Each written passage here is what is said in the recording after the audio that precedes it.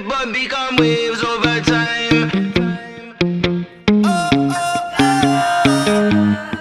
Welcome to the Ripple Effect of Paying It Forward, a podcast brought to you by the African Woman Entrepreneurship Cooperative. Doing good is good for business. Corporations are forced to do good. Women-owned businesses already do good. When one of these businesses grows, the whole community benefits. How do we know? We have measured that for the past 7 years. For every woman who is directly impacted at AWEC, 10 secondary people, her family, friends, community, and network are positively impacted. These women are creating ripple effects in their communities. Every day, their businesses paid forward through mentorship, building thought leadership, training other women, and launching community initiatives. Join us as we uncover how your pebbles can cause lasting ripples. Giving back isn't just about business, it's about community. This conversation will highlight how entrepreneurs are making a difference beyond their businesses, creating social impact and building legacies that extend far beyond their industries. Welcome to the podcast, ladies. It's been amazing having you around, and it's an honor to have you sit with us today to just get to discuss about how training women entrepreneurs is effective in building the ripple effect in our communities. So I'm going to start, and my first question to you is how effective is training women entrepreneurs in building or creating the ripple effect in our communities? I'd say it's very effective in the sense that sometimes you go out there, you want to give back, you're giving it back to these women. You just do not know the extent of the capacity that they hold and how much more this is having a lot of effect on their business, on themselves personally, their families, and also their own community. So when you train one woman, you're training an entire community, not just a business. They get to expand their business, recruit more people, put jobs for more people, put food on the tables of more families. And at the end of the day, the community is getting the impact. So it's a whole lot of effect, and I'm proud to be part of this kind of thing. Thank you. That's it, okay. Okay, for me, I believe that training women is one thing we have to do consistently because a lot of them do not have the capacity to be able to maybe attend an entrepreneurship school. They cannot, they don't even know where that is. So, but when you have the opportunity to train one of them and the others, that one becomes a model for the others that are also going through, maybe they're struggling with their business and they see somebody like them, is moving forward. Something about her has changed. They also want to know why, that is happening to her. And then she's inspired to also share her story. When I train women in the room, when everybody sharing their stories, like, oh, okay, I'm not the only one that's going through this. Okay, so you two are going through it. So it creates like an effect of, oh, if you are able to do this and you succeed, then I can also succeed. So I believe that we have to continuously bring that to our community to help these women. So that, because I was helped, because I knew I was struggling with my business. 10 years going, I was just going in circles until I had the opportunity to be trained, to show me how to manage people, manage money, So, okay, so this business can actually thrive and grow. It changed my life completely. And I couldn't hold that to myself. I needed to share that with everyone that comes my path. So that ripple effects can continue. Thank you. And the thing about women is that they don't keep things to themselves. When you train one person, they will train everyone within their circles. Yeah. Thank you, Paulette. Women are the cornerstone of society. I think, we are the ones who manage the household, manage the children. We are more stable. So you have PMEs, big and big size enterprises, medium-sized enterprises, and small and tiny enterprises. 67% of these are run by women. And the women will run the business, run the household, educate the children. So training the women is really developing the economy and paying everything forward. And that's why it's important. It's very important to focus on women entrepreneurs because they are more stable. So you might have the males who would move around for the very small businesses, but the women would be in the same place taking care of the children and the family. And if we can train them and help them to grow and be more stable and more profitable. Then we move the economy forward and everyone benefits as a result. It's true. They say that when you empower a woman, you empower the whole society. Exactly. Yeah. So I'd want to understand how someone can get to position themselves or their business in a way that is able to give back to the community, because all of you have businesses and you are able to give back to your communities. But people typically think that giving back is for the big corporations, the big companies, but you're already doing it in your own big, small way. So how can businesses position themselves in a way that they are able to give back? Yeah. Okay. So this one question that I love so much, because this has really helped my business. Like giving back as kind of giving my business a lot of visibility. For example, I'm from Nigeria. I run a law firm. The law practice, we are not allowed to advertise, right? But I do a lot of social impact work. So I go to prison, I give free legal aid to people who cannot afford legal services. And then I post these things on social media. And this has helped a lot of people does not need my pro bono legal service, but have more things to do with legal service. Then they reach me and then patronize my business. And I can tell you about 90% of the people who are my clients in the law firm are people who saw me through the social impact work that I do.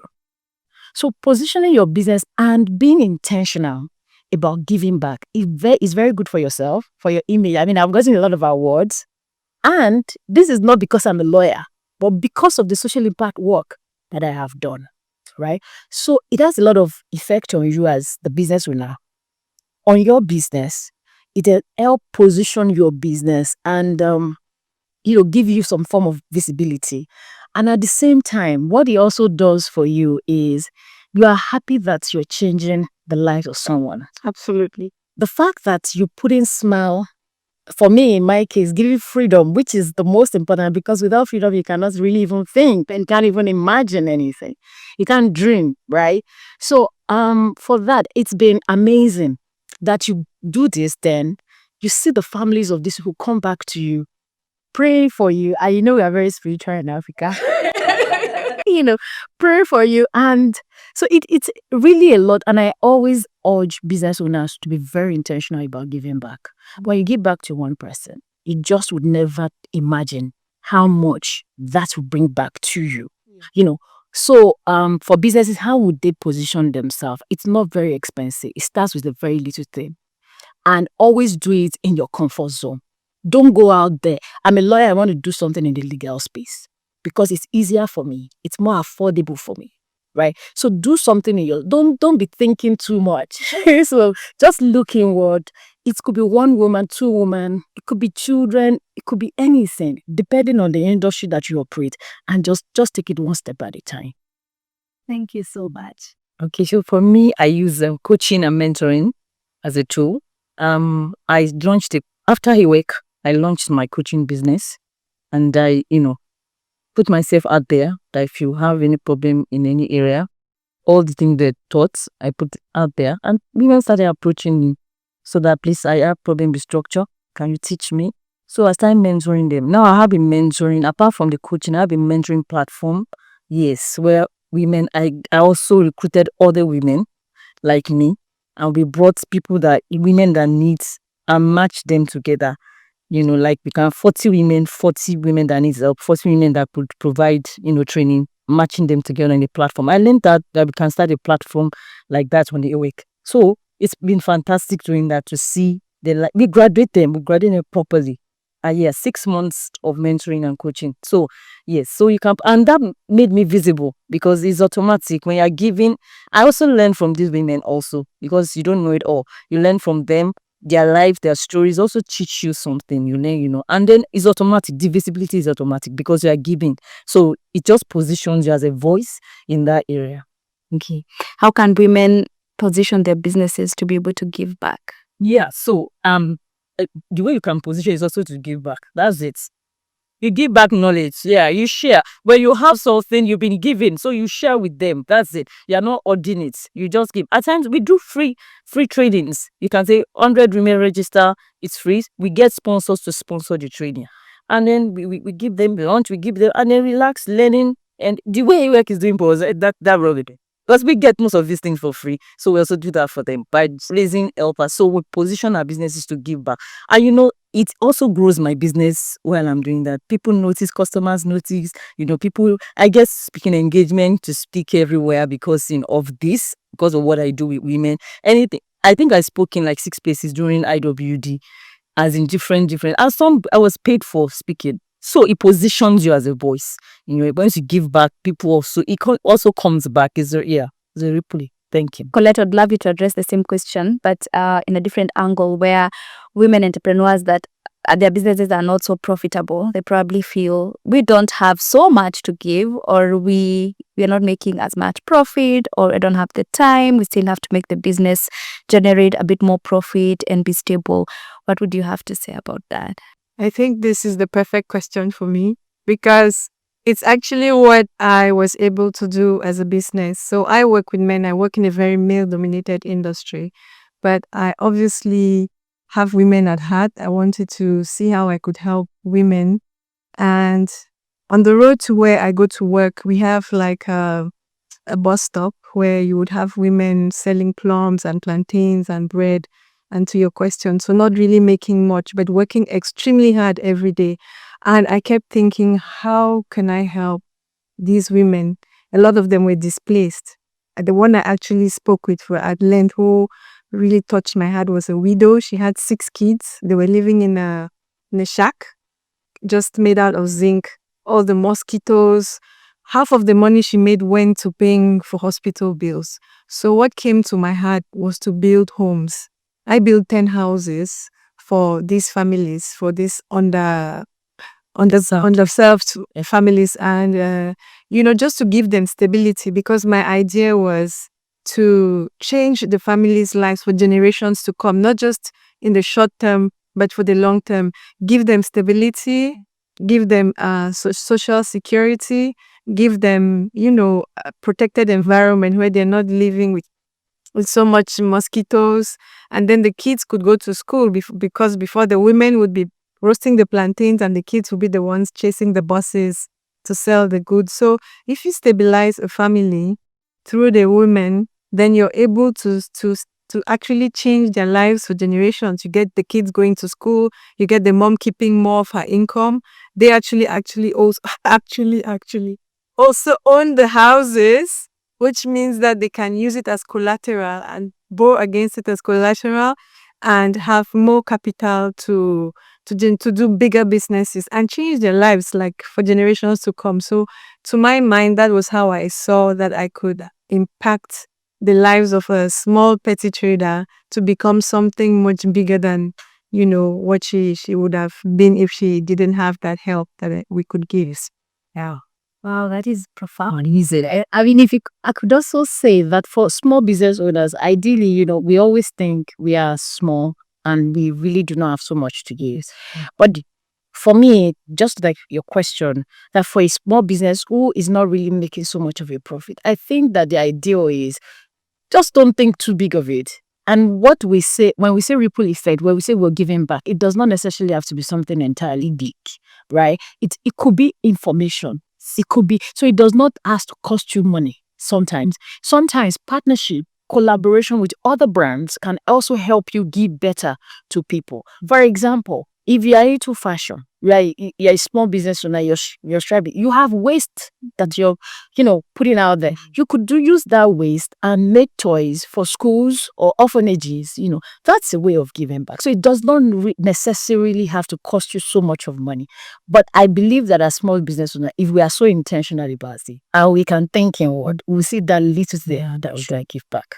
Yes, what you said is true. There's a lady that used scraps to make dresses for children for Christmas. One of my mains is make Christmas dresses for the slum areas. And beauty, all the scraps, they look so awesome when we mind the word. Yeah. So we have to think outside the box most time. And we want to, give back. So it doesn't have to be monetary all the time. I agree. So you give materials. A fashion house is giving us materials to make clothes for prisoners. So it does not have to, you don't even have to be like physically involved if you don't have the time.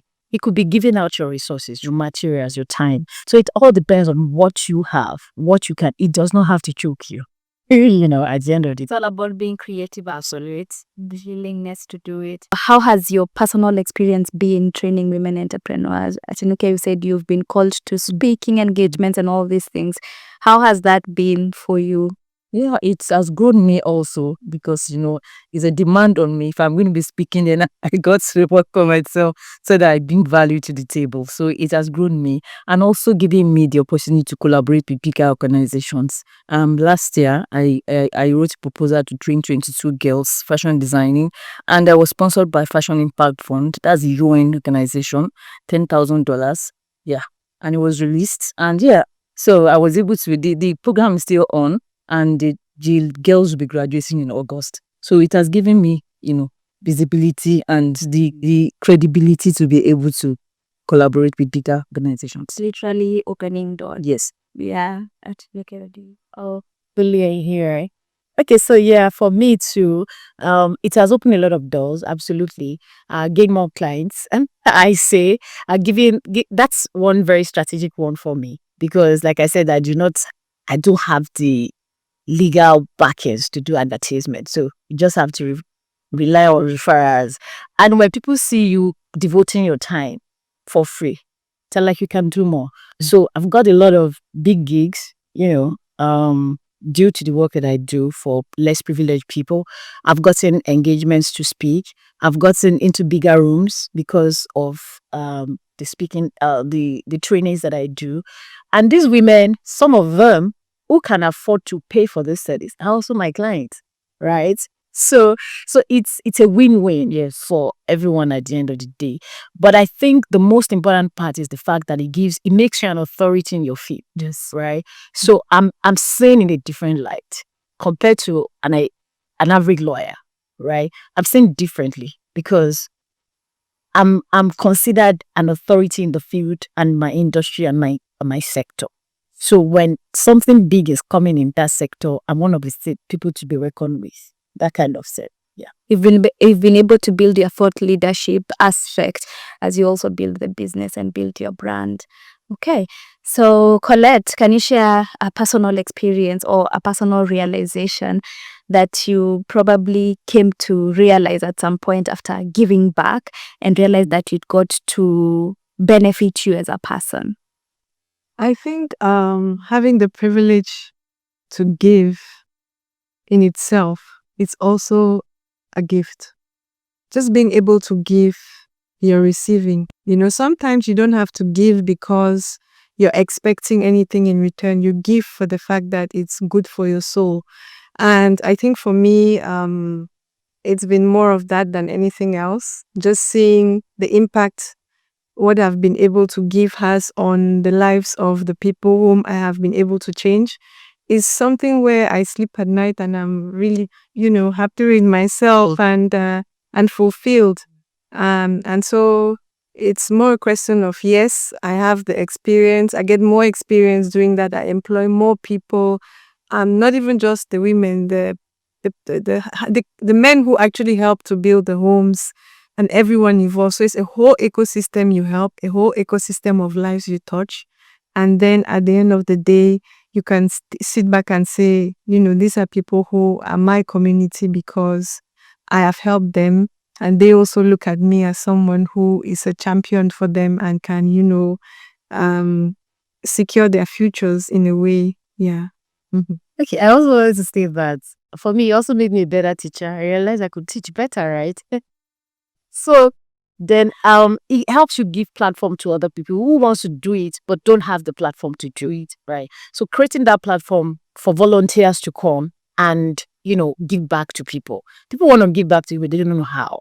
But that the fact that we're doing it, creating that platform for them, is also expanding the reach of the number of people they can meet or we can give back to. So I think those are the ways this has also affected us as an individual. Of course, increasing your network every day. Yeah, I think he's right. I think he's right. I agree with that completely. Yeah. So. All right. Any parting shots to someone who's seated there watching you and thinking, I need to start. Where do I start? What do I do? Any tips that you want to give them before you leave? I say start wherever you are. Start with whatever you have. It doesn't have to be well thought out. just start anyways. Your neighbor, a child, teaching somebody to do it if you can't go out to do it, per se. So just start anyhow. It doesn't have to be well structured, well planned. With whatever you have, however, just like that woman in the Bible, if it's that water in your jar that you have, just start with it. Doesn't have to be anything big. So I'll say start. Okay, for me, I would say that whatever moves your heart, start from there, because it's powerful when you start from where you are passionate about. I love what Colette is doing. So I mean, someone else could pass and not see those people. So it takes something in you to see that. So and she's doing something exceptional. So whatever it is that moves you, I don't want to see a woman that does not understand how to manage a business, because I was there for 10 years and now how much I suffered. So I am very passionate about sharing knowledge, making sure they move from that level to that. So start from what holds your heart, what you are passionate about. So yeah, thank you. Yeah, I think, to what she just said, when you start, you don't even know what ripple effects you will create, right? Like we spoke about this before we started rolling. One of the ladies who lives in the house started a poultry farm, and she's able to supply chickens during Christmas time. She even supplies to myself as well. So I'm benefiting indirectly. She's no longer having the kids run off after cars. She's more stable. She's doing a bigger business compared to what she was doing before. And so you see the ripple effects of whatever you do might be even more than what you thought they would be when you started. All right. Thank you so much, ladies, for taking the time to do this podcast. We really appreciate your time. And start from where you are and start with what moves your heart. And let's keep the ripple effect going. Thank you. Thanks for having us. Thank you.